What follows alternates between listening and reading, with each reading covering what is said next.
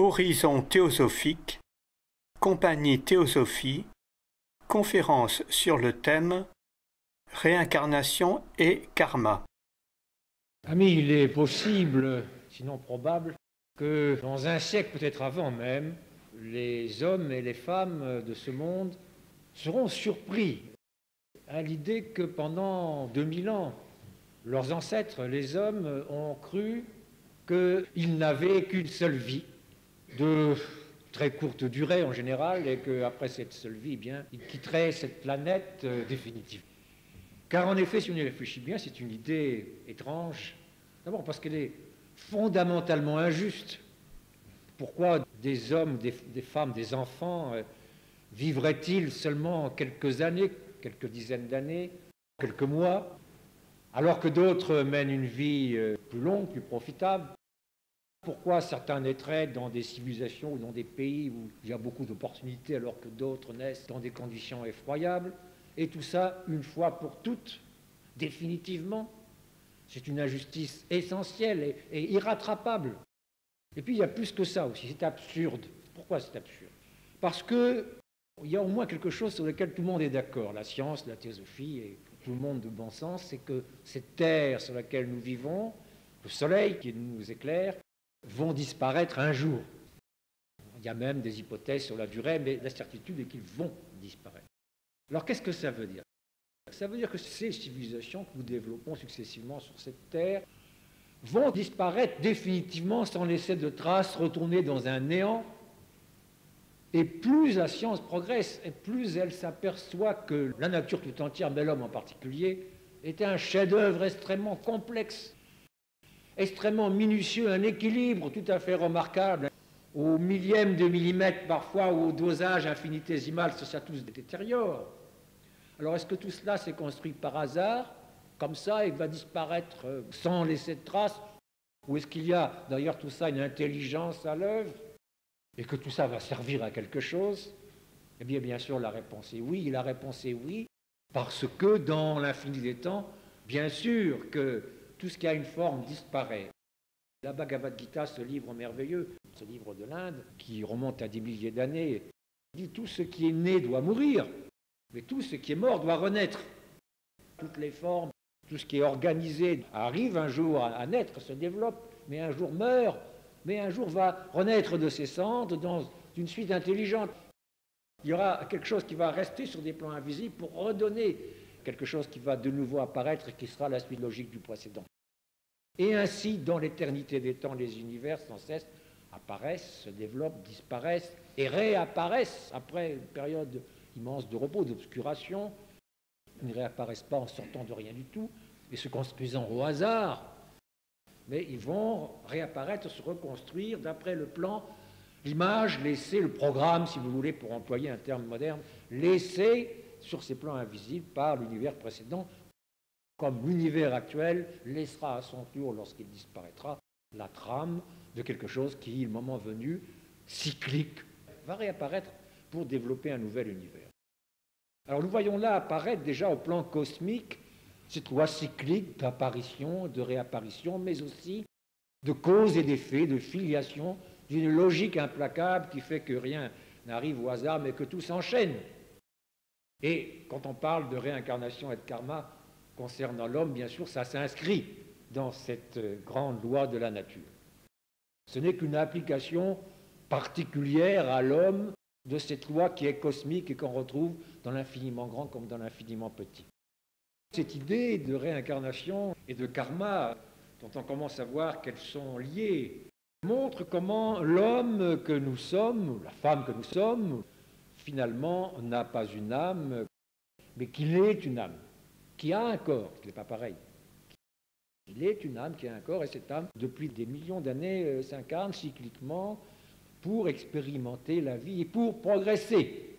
Au cours d'un long pèlerinage, et au cours de ce long pèlerinage, l'être va passer de vie en vie, d'abord, avant d'être un homme, dans des mondes précédents, à travers les formes minérales, végétales, animales, puis sur cette planète, pour l'homme actuel, dans le règne humain. Et ce pèlerinage va permettre à la conscience qui l'anime de s'épanouir, de s'émanciper et somme toute sortis du divin inconscient, d'y revenir consciemment, après un pèlerinage immense. Et ceci se déroule par un processus, notons-le bien, c'est très important, qui va de l'intérieur vers l'extérieur. C'est-à-dire que l'homme que nous sommes, mais aussi l'homme divin que nous serons, est déjà inscrit dès le début de l'évolution. Le programme est déjà là et finalement l'évolution va consister simplement à ce que ce programme s'accomplisse. De la même façon que le programme qui va construire la fleur est déjà contenu dans la graine. Le programme est déjà contenu dans la graine et la chaleur, l'eau, le soleil qui vont permettre à la fleur de s'épanouir ne sont que des éléments extérieurs qui vont faire apparaître ce qui était potentiel dans la graine. Et de la même façon, les expériences de la vie, cette longue évolution que l'homme va parcourir, ne sont que des moyens extérieurs qui vont permettre à l'homme de faire apparaître ce qui est déjà latent en lui et qui ne demande qu'à s'éclore. C'est le grand programme de la nature, c'est le destin divin de l'homme. Car nous baignons tous, qui que nous soyons, dans notre essence profonde, dans ce principe divin unique. Alors on voit là à quel point karma et réincarnation sont très liés, mais c'est plus que cela encore. On pourrait objecter qu'après tout, lorsque nous venons au monde, nous allons prendre un corps qui a une certaine hérédité, qui a un certain environnement, qui appartient à un certain peuple, à un certain moment de l'histoire, qui a un sexe, et qui va en plus recevoir une éducation souvent extrêmement marquante. En plus, cet être-là ne se souvient pas de sa vie passée. Alors finalement, on peut dire, mais enfin, bon, peut-être quelque chose qui se réincarne, mais est-ce que finalement, à chaque naissance, nous ne sommes pas un être complètement nouveau, marqué par notre hérédité, notre environnement, notre éducation? S'il n'y avait pas karma, la réponse serait oui. Mais il y a cette loi de karma. Alors qu'est-ce qu'elle change, cette loi de karma? Elle change en ce sens que l'homme, lorsqu'il agit, crée des causes. Et que ces causes sont des effets potentiels qui parfois se manifestent très vite, mais parfois restent latents et se manifesteront plus tard. Et qu'il construit ainsi tout un système complexe de causes latentes, si vous voulez, une sorte de caractère, et qui fait que lorsque l'âme que nous sommes va prendre un corps nouveau, elle n'est pas vierge, elle a déjà un passé, et ce passé est quelque chose de dynamique, potentiellement dynamique. C'est-à-dire qu'il y a des tendances qui ont été générées, il y a toute une histoire qui est là, et qui fait que l'être qui reprend un corps va être amené par ce passé à continuer l'œuvre qu'il avait accomplie avec les caractéristiques, les défauts et les qualités qu'il avait développées dans des vies passées. Et que finalement, l'hérédité, l'environnement, tout cela ne seront que des canaux qui vont permettre à cela de se manifester. Et c'est pour ça que, bien que nous soyons certainement très différents d'une vie à l'autre, parce que si on s'est incarné il y a 15 siècles, le contexte était très différent, on n'avait pas forcément le même sexe, tout était différent. Mais cependant, intérieurement, c'est le même être qui est là, qui poursuit son œuvre et qui retrouve ses grandes tendances et qui poursuit ses grandes recherches, s'il en avait, et qui n'en poursuit aucune s'il n'en avait pas. C'est-à-dire que l'être intérieur est là et va s'exprimer, colorer cette hérédité, ce corps nouveau, ce cerveau nouveau qui lui est offert par la vie. Et d'ailleurs, on peut remarquer que dans une même famille, il y a parfois des frères et des sœurs qui, bien qu'ayant la même hérédité, la même éducation, sont complètement différents. Certains vont être des gens très, très modestes et d'autres seront des génies. Alors, on va dire, oui, ce sont les hasards de la combinaison des chromosomes.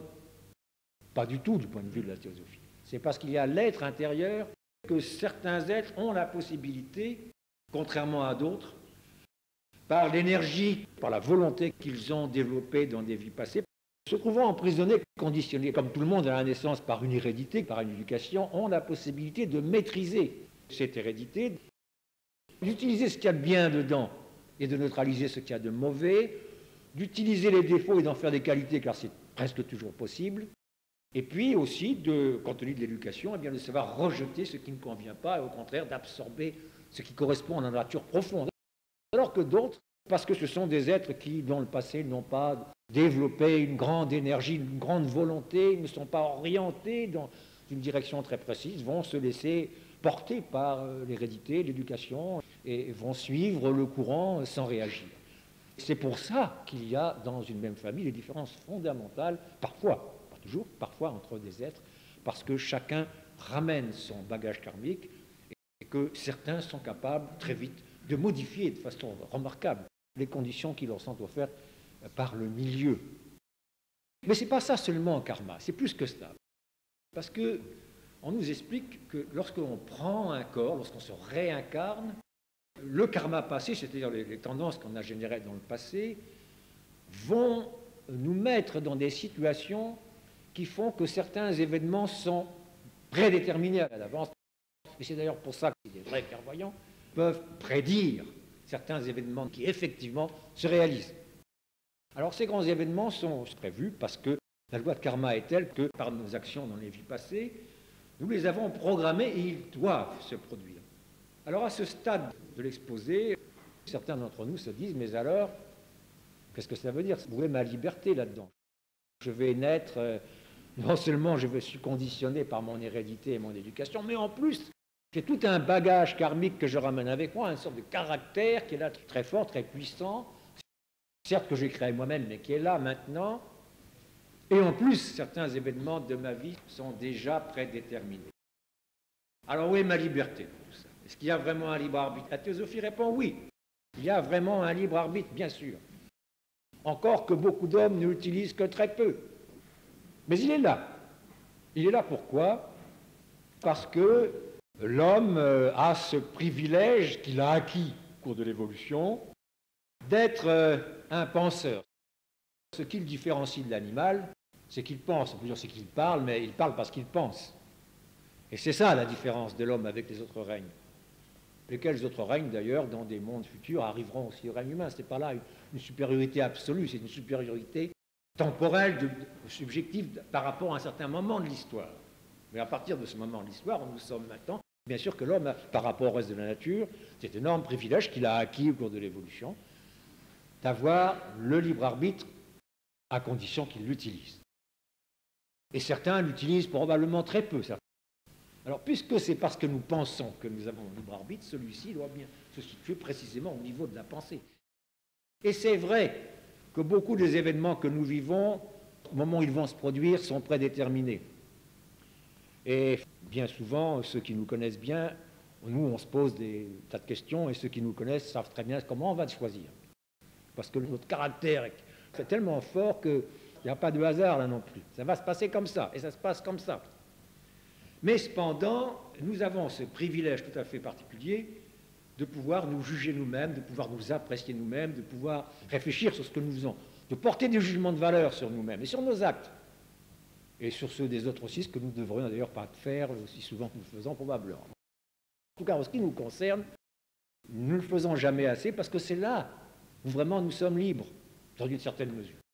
Dans une certaine mesure parce que nous avons aussi beaucoup de préjugés, nous avons des œillères, mais néanmoins il y a en nous un pouvoir qui est là et qui nous permet de nous juger nous-mêmes. Et c'est dans la mesure où nous portons ce jugement que nous sommes créateurs, parce que c'est au niveau de la pensée que l'homme est créateur, qu'il crée des énergies qui vont s'ajouter à tout son bagage passé et qui fait que les choses vont ainsi se modifier, que son karma de maintenant n'est déjà plus tout à fait celui d'hier, si encore une fois il a utilisé ce libre arbitre pour se juger lui-même, parce qu'il a créé une énergie qui va s'ajouter aux précédentes et dans beaucoup de cas, si on considère que nous nous sommes trompés, va tendre à modifier notre tendance karmique et faire que dans l'avenir on agira autrement.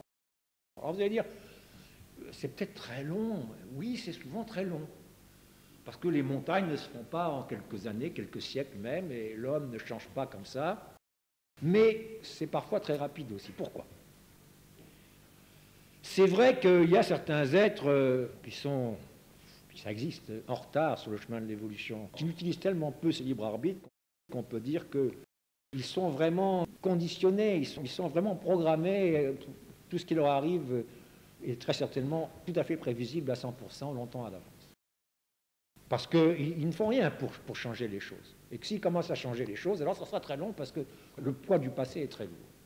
Et puis à l'autre côté, à l'autre extrémité de l'échelle de la population, il y a les grands êtres spirituels, les grands maîtres de la vie spirituelle qui, eux, au contraire, se sont tellement affranchis du poids des contingences de l'hérédité et des contingences de l'environnement, des influences du milieu, et ils sont devenus tellement un avec la nature, ils sont tellement spirituels qu'ils ne peuvent plus faire autrement que d'agir comme ils doivent le faire.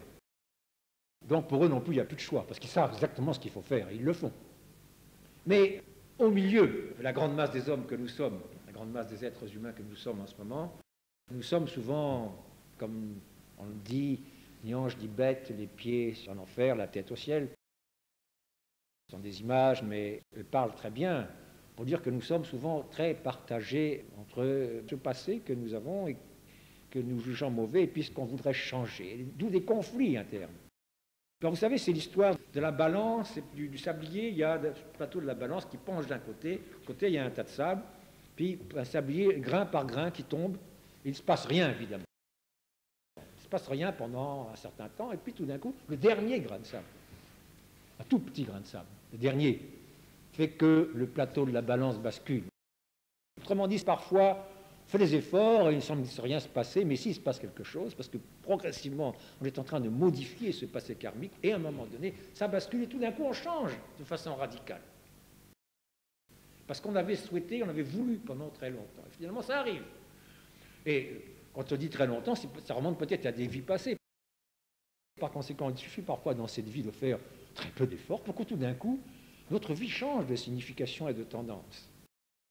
Mais avant que ça change, pour beaucoup d'êtres, il y a bien sûr souvent des situations conflictuelles intérieures.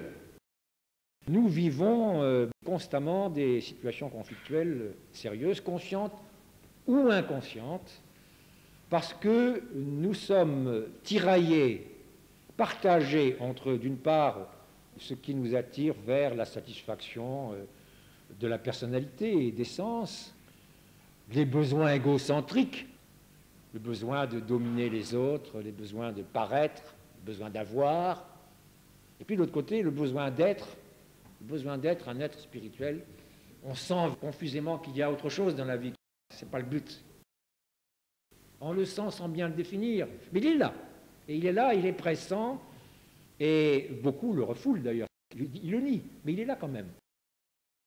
C'est peut-être pour ça qu'il y a, dans notre monde moderne, qui a matériellement beaucoup de raisons d'être heureux, il y a tant de drames, et tant de désespoir et tant de tranquillisants.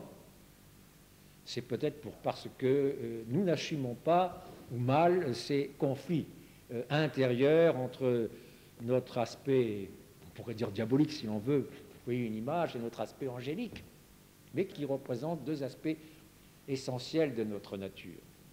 Mais c'est parfois dans la souffrance, beaucoup en témoignent d'ailleurs, c'est parfois dans les difficultés, dans les épreuves, dans cette lutte intérieure que l'homme prend conscience de quelque chose et qu'une certaine transformation se fait. Tout semble se passer comme si les épreuves et la souffrance étaient parfois des révélateurs qui vont nous aider à prendre conscience de quelque chose, prendre conscience qu'il faut changer les choses et qui par conséquent semblent être des moteurs de l'évolution. Et ceci nous amène à parler d'un autre aspect concernant la réincarnation et le karma, qui est l'aspect qu'on appelle souvent le karma punition, à tort d'ailleurs. Et c'est vrai que pour beaucoup d'hommes, en Orient, où on a cru depuis toujours à notre karma, mais même aussi en Occident, où on commence à le découvrir, il y a un certain parallélisme qui se fait, plus ou moins conscient, entre l'idée de karma et l'idée de punition.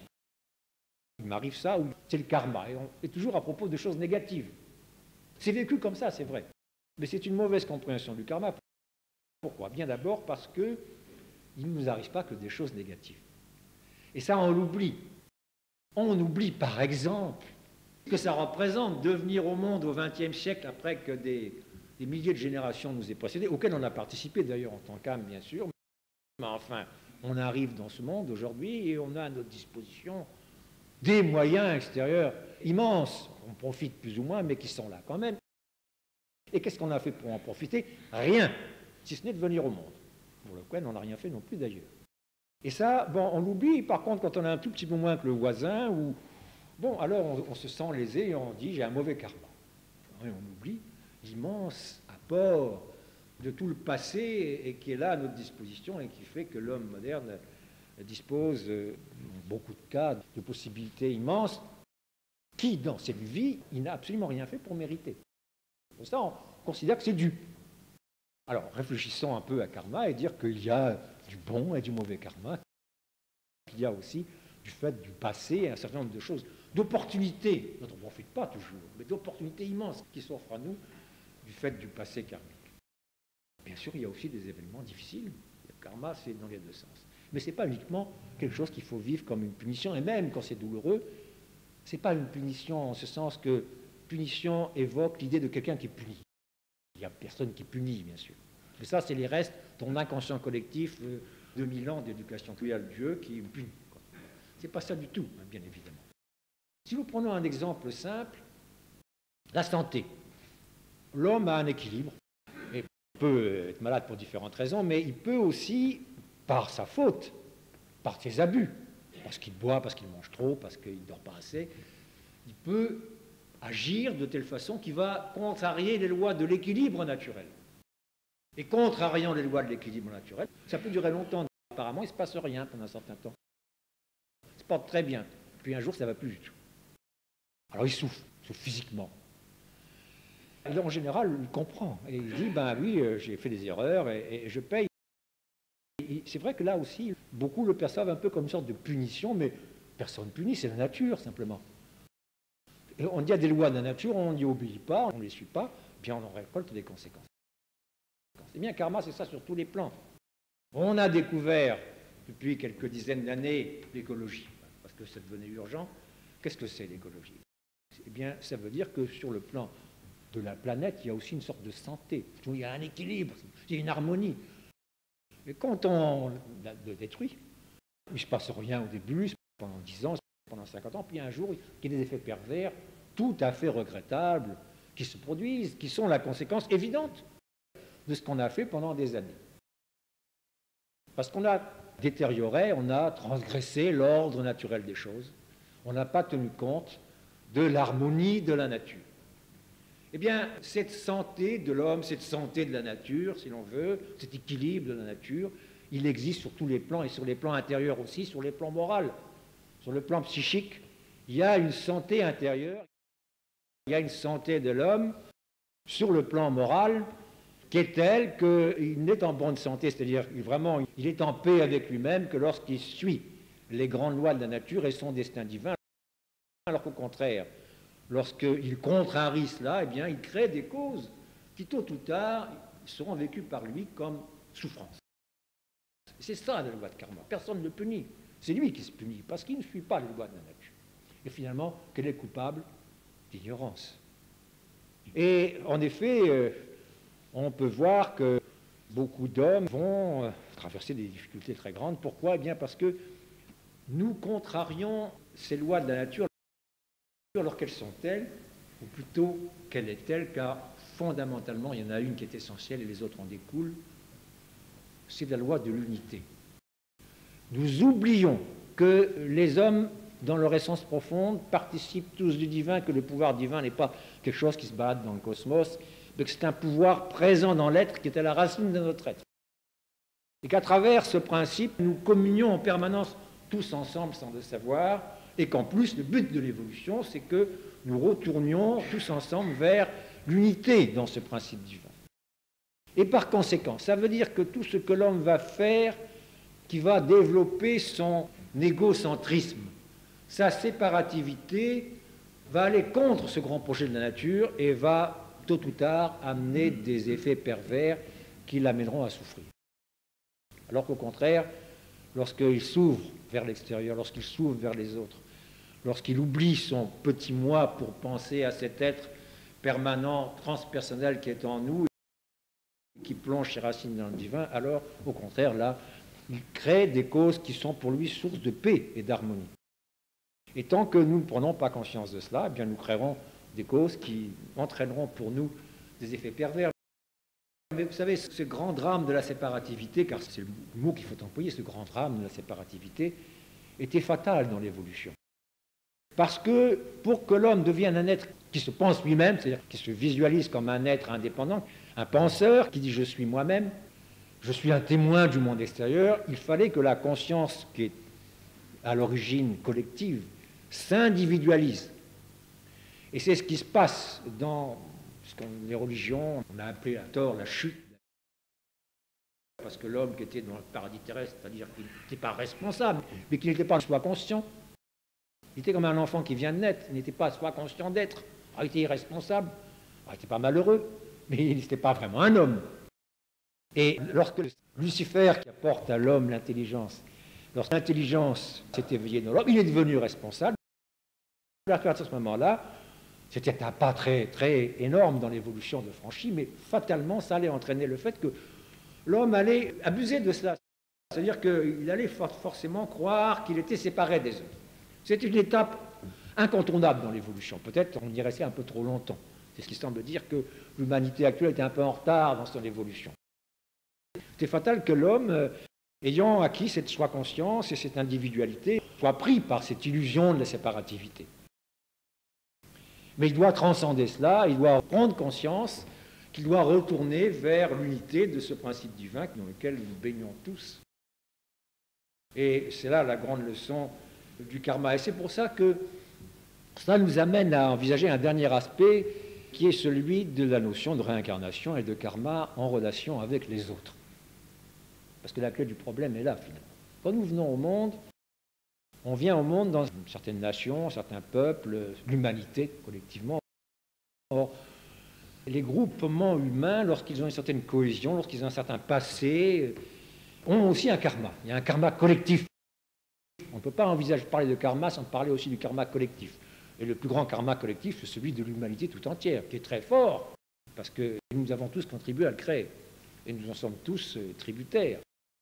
Alors ce karma collectif, comment concilier ça avec le karma individuel, mon karma individuel, puis il y a le karma collectif. Or, on a entendu tout à l'heure qu'il n'y avait pas un acte, un événement qui nous arrive dans une journée qu'on ne pouvait rattacher à quelque chose dans notre passé, à nous. C'est donc un karma individuel très fort. Et cependant, il y a ce karma collectif. Qu'est-ce que ça veut dire? Eh bien, ça veut dire que parce qu'il y a ce karma collectif et nos rapports avec les autres, nous allons, à cause de ce karma collectif, être amenés à manifester plus ou moins de ce karma individuel qui est le nôtre, qui est en réserve, et qui fait qu'il y a des inégalités d'oppression du karma distributif. Ça veut dire qu'il y a des êtres, il y a des hommes, il y a des femmes qui, dans une vie, vont être amenés à cause du karma collectif, à cause de l'action des autres, à manifester des effets karmiques pervers qui leur appartiennent, mais beaucoup plus grands qu'il serait normal qu'ils ne soient, et beaucoup plus grands peut-être qu'à nous-mêmes, qui nous amène à penser comment se fait-il qu'ils aient tant d'épreuves? Eh bien, ça se fait tant d'épreuves parce que la société dans laquelle on vit a créé des conditions telles que ce karma individuel va ainsi se précipiter de façon beaucoup trop importante à cause de la collectivité et qu'ils vont devoir supporter des épreuves beaucoup plus grandes que celles qu'ils auraient dû supporter normalement, et ceci à cause, encore une fois, de l'action collective des hommes et des erreurs des hommes. Alors ça a deux conséquences. Première conséquence, c'est qu'on n'a jamais le droit de juger les autres. Il faut bien se dire que ce n'est pas parce que quelqu'un subit des épreuves qu'on a le droit de dire c'est parce que dans le passé, il a dû faire des choses. Nous aussi. Seulement, il se trouve que pour un certain nombre de raisons, ce karma à nous ne se manifeste pas dans cette vie. Pas encore, peut-être ça va venir demain en plus, on n'en sait rien. Donc soyons extrêmement prudents, ne jugeons jamais les autres sur les apparences, on n'en a absolument pas le droit, parce qu'encore une fois, la façon dont le karma se manifeste tient lieu à beaucoup de facteurs et ne préjuge pas du tout de la quantité, de la qualité du karma passé. Un autre point important auquel nous pensons tous en écoutant ce discours, en Orient, c'est vrai qu'il y avait une tendance à dire c'est son karma, gardons-nous bien intervenir. Ça, c'est une mauvaise compréhension du karma du point de vue de la théosophie. C'est l'instant où on est à côté de quelqu'un à qui on peut apporter son aide, c'est que notre karma, et le karma collectif, nous ont placés dans une situation où nous pouvons apporter cette aide. Et donc, faisons-le. Ce n'est pas parce que si une pierre tombe et que nous mettons notre main pour empêcher qu'elle écrase la tête d'un enfant, qu'on va faire une entorse à la loi de la pesanteur. On a simplement développé une autre énergie. Ce n'est pas parce que quelqu'un reçoit un effet karmique qui peut-être n'est pas prêt à supporter parce qu'il est trop fort, il n'est pas de notre devoir d'agir, parce que nous avons un libre arbitre, pour empêcher que cet effet soit subi trop lourdement ou pas du tout. Et nous ne posons pas trop de questions de savoir est-ce que ça ne va pas faire que son karma va se reproduire d'une autre façon. Si nous sommes là, c'est probablement parce que c'était notre devoir d'aider. Remarquons bien, et c'est important aussi, que aider, du point de vue de la théosophie, ce ne veut pas dire assister les autres. C'est-à-dire faire à leur place ce qu'ils devraient faire. Ça, c'est de très mauvais services. Il y a un proverbe qui est très illustrant, il dit, lorsqu'un homme a faim, il est bon de lui donner un poisson, mais il est encore mieux de lui apprendre à pêcher. Ça paraît un peu amusant comme ça, mais c'est profond. Parce que c'est exactement ce qu'il faudrait faire du point de vue de la théosophie. C'est comme en médecine, il y a des cas où le médecin ne peut que donner un calmant. Parce qu'il n'y a pas autre chose à faire, il faut le faire. Sinon, le malheureux, il souffre de façon affreuse. Mais c'est bien, le médecin, que ce n'est pas ça qui va solutionner le problème, le calmant. C'est bien que tant qu'il n'aura pas été à la cause du mal, ça reviendra. Donc, il y a des cas où, bien sûr, il faut agir parce que c'est imminent, c'est immédiat, et que c'est notre devoir de le faire. Pour aider l'autre qui ne peut pas supporter le poids des événements qui arrivent, guérir son karmique, bien sûr, mais ce n'est pas une raison. Mais il faut savoir que la solution définitive, c'est de faire en sorte que l'autre, quand c'est possible, puisse s'assumer lui-même, qu'il puisse devenir un être responsable, qu'il acquiert une connaissance qui va lui permettre de se prendre en main lui-même. Mais c'est pour ça que les grands maîtres spirituels, finalement, qu'est-ce qu'ils font? Qu'ils empêchent les guerres? Ils ne peuvent pas, parce que c'est le karma collectif de l'humanité. Ce qu'ils font, c'est d'essayer d'apporter à l'humanité, au cours des siècles, une connaissance pour que l'homme se prenne en main et agisse, et devienne un adulte. Et c'est ça le véritable service de l'humanité, en définitive. Eh bien, pour conclure, amis, disons ceci. Nous espérons qu'à la lumière de ce qui a été dit ce soir, nous repartirons avec cette idée que réincarnation et karma, ce sont des concepts qui sont essentiellement pratiques, c'est-à-dire qu'ils vont avoir, si on les accepte, s'il y a des choses qui nous paraissent vraies dans tout cela, alors nous espérons qu'on a réalisé que ce n'était pas uniquement un échange d'idées, que ça avait des conséquences pratiques. Ce que nous disons ici, nous le proposons bien sûr. Et nous insistons sur le fait que chacun doit l'accepter ou le rejeter en fonction de ce qu'il pense, en fonction de ce qu'il est, en fonction de l'analyse qu'il fait. Vous savez, quelquefois les gens viennent ici et disent « mais vous êtes intellectuel, vous dites des choses et vous parlez, et donc c'est un échange intellectuel, nous ce qu'on veut c'est du vécu ». Enfin, quand on présente un enseignement, il faut bien passer par l'intellect et s'adresser à l'autre avec des mots, parce que nous retransmettons un enseignement que nous avons estimé qu'il était valable. Ces mots sont faits pour éveiller, chez l'autre peut-être, un écho, afin qu'il accepte, plus ou moins, ou complètement, ou pas du tout, ce qu'on dit. Mais dès l'instant où il accepte, même un petit peu, il n'est plus le même. Dès l'instant où on accepte même un peu l'idée de réincarnation et de karma, et a fortiori si on les accepte complètement, on devient un autre homme, une autre femme. C'est-à-dire que, sans le savoir, même si on oublie qu'on est venu un jour écouter une conférence sur réincarnation et karma, on va agir ensuite différemment, parce qu'on aura une vue différente sur les problèmes.